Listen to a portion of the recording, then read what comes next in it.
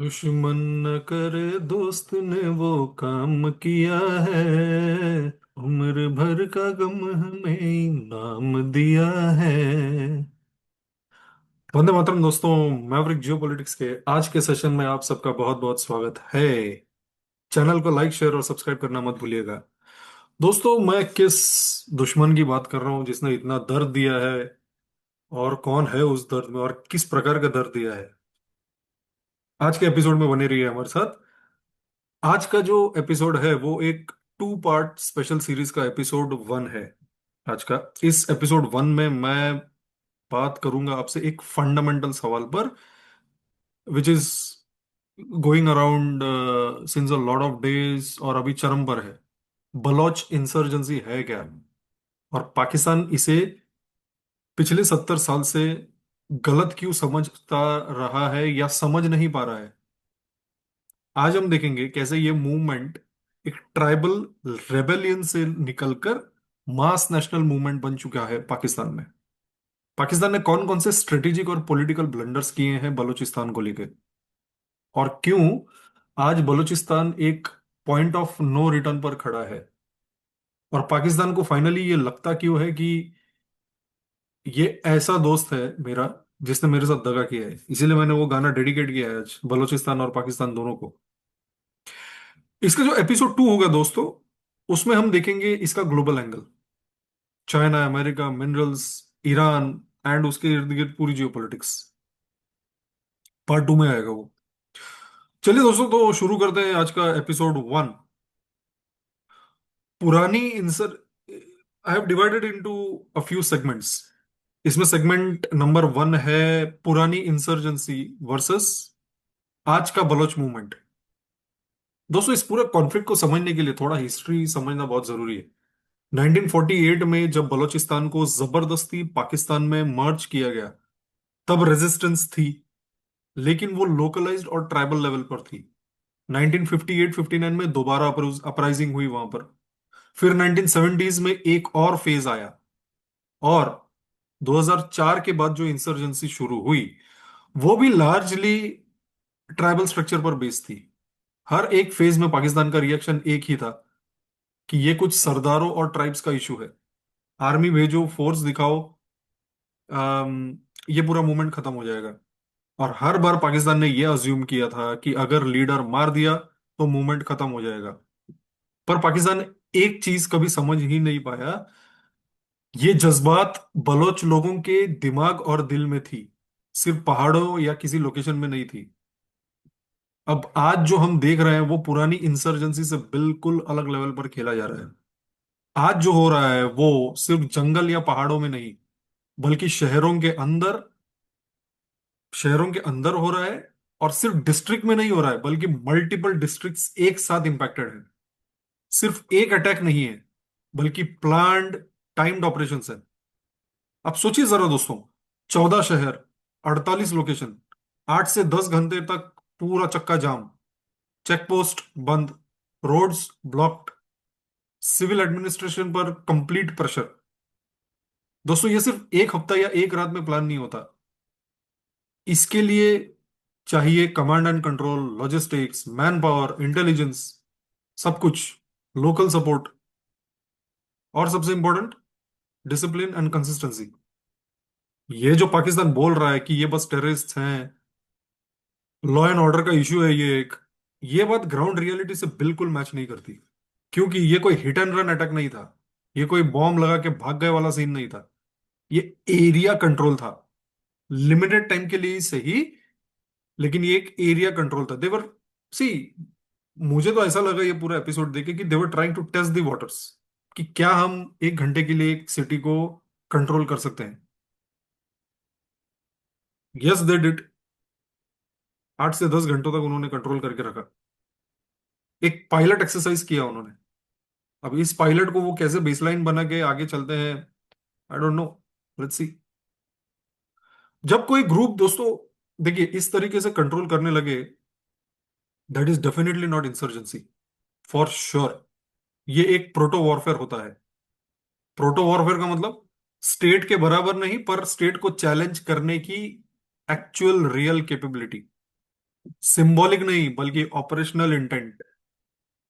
Message ये सिर्फ पाकिस्तान को नहीं था बल्कि पूरी दुनिया को था। और सबसे खतरनाक बात इसमें, ये सिर्फ फाइटर्स का गेम नहीं था, ये पूरे बलोच सोसाइटी का गेम बन चुका है। Entire Baloch society is behind this. ये वो पॉइंट है जहां चीजें वापस नॉर्मल नहीं जाती। ब्रेक क्या बोलते हैं उसे, मेक और ब्रेक। सेगमेंट नंबर 2, पाकिस्तान का सबसे बड़ा ब्लंडर क्या है इसमें। दोस्तों अगर मुझे एक लाइन में बताना हो कि पाकिस्तान ने बलूचिस्तान में सबसे बड़ी गलती क्या है, क्या क्या की है, तो मेरा जवाब होगा कि पाकिस्तान ने तीन तीन सेफ्टी वॉल्स खुद तोड़े हैं। और वो तीन सेफ्टी वॉल्स कौन से थे? मैं मानता हूं पहला सेफ्टी वॉल पाकिस्तान का ये था कि मॉडरेट बलोच लीडरशिप का एलिमिनेशन कर दिया इन्होंने। हर इंसर्जेंसी में एक नेचुरल बैलेंस होता है दोस्तों, ये आप समझते हैं।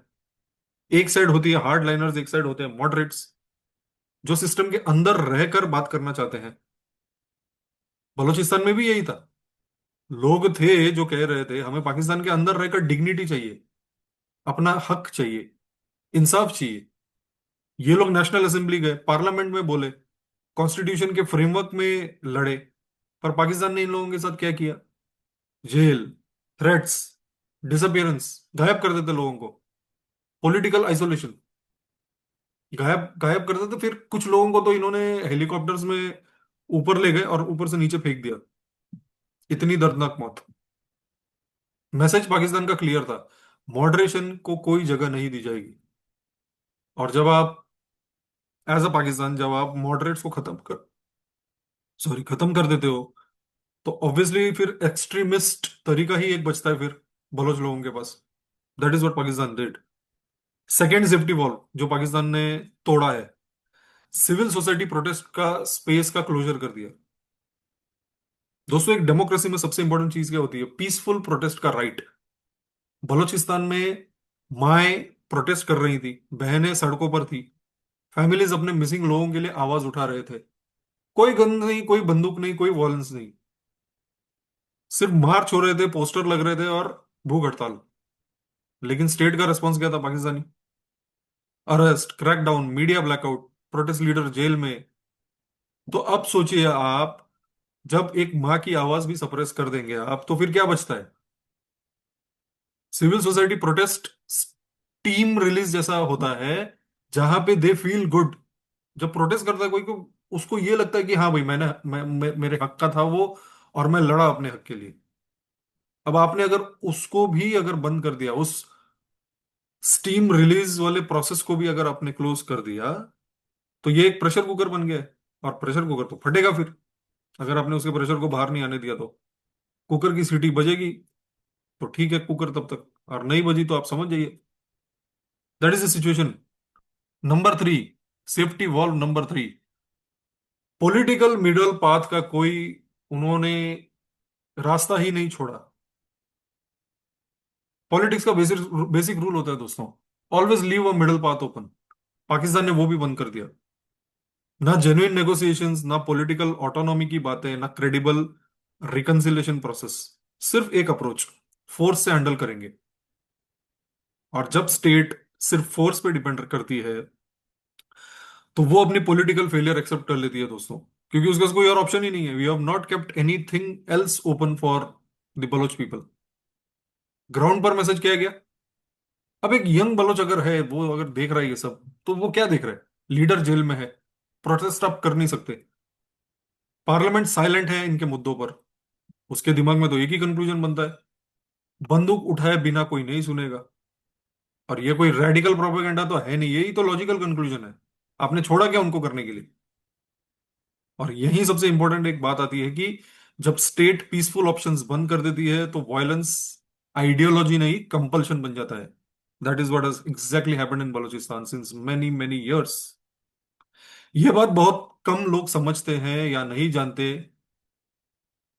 पर अगर आप इतिहास उठाकर देख लें, आयरलैंड के केस में क्या हुआ, अल्जीरिया के केस में क्या हुआ, वियतनाम, अफगानिस्तान, जहां भी पॉलिटिकल एग्जिट्स बंद हुई, वहां बंदूक उठी ही है। अब तीसरे सेगमेंट पे आते हैं, women fighters, point of no return for Pakistan.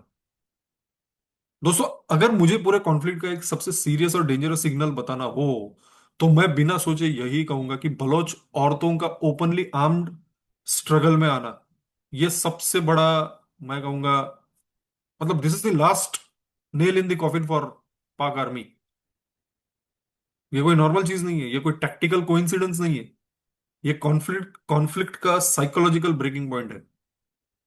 जब एक सोसाइटी में औरतें गन्स उठाती हैं, यूनिफॉर्म पहनती हैं, ऑपरेशंस में पार्टिसिपेट करती हैं, तो इसका मतलब होता है सोसाइटी पूरी तरह रेडिकलाइज हो चुकी है।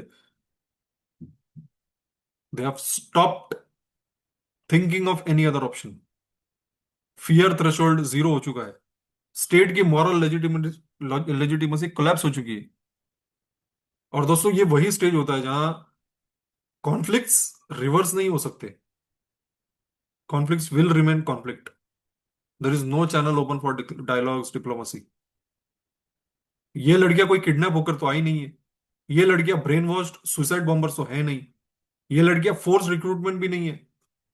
ये जो हम देख रहे हैं, ये एजुकेटेड औरतें या लड़कियां हैं, अर्बन बैकग्राउंड से हैं, आइडियोलॉजिकल क्लैरिटी है इनमें, इनकी कॉन्शियस चॉइस है ये कि ये ब्रिगेड ज्वाइन करना है इन्हें।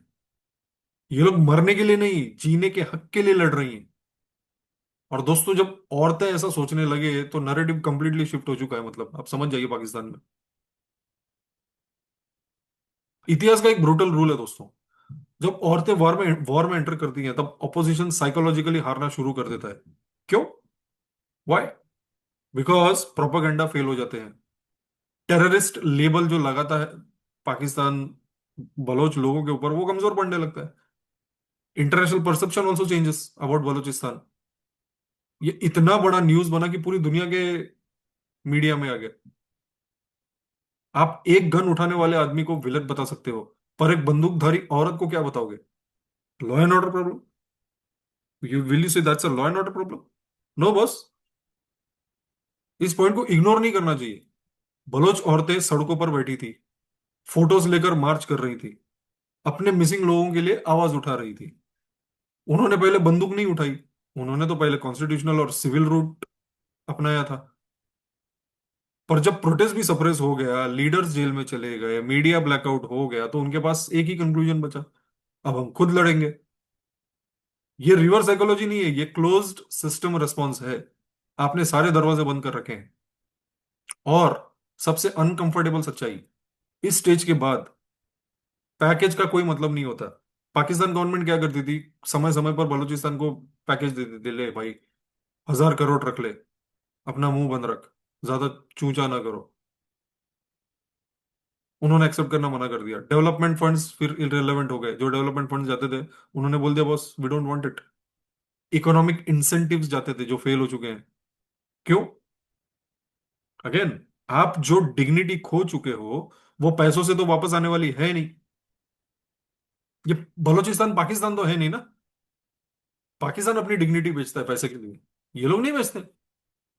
बलोचीज आर प्राइड पीपल। इस स्टेज पे सिर्फ एक ही डिमांड बचती है उनकी, आजादी। No autonomy, no reconciliation committees, no cosmetic reforms. सिर्फ एक ही चीज, आजादी। अब पाकिस्तान सोचता है हम और फोर्स लगाएंगे। यही गलती तो पाकिस्तान बार बार बार बार कर रहा है। सी देयर, अगेन, ऐसा कहा जाता है कि Pakistan is tactically brilliant, strategically very very poor. मतलब वो शॉर्ट टर्म सॉल्यूशंस निकालने में माहिर है, but they cannot think long term. And that is why वो और फोर्स लगा रहे हैं। रियलिटी ये है, जितनी ज्यादा फोर्स आप लगाएंगे, उतना ज्यादा फीमेल पार्टिसिपेशन बढ़ेगा। और फीमेल पार्टिसिपेशन का मतलब होगा the conflict has crossed the point of no return.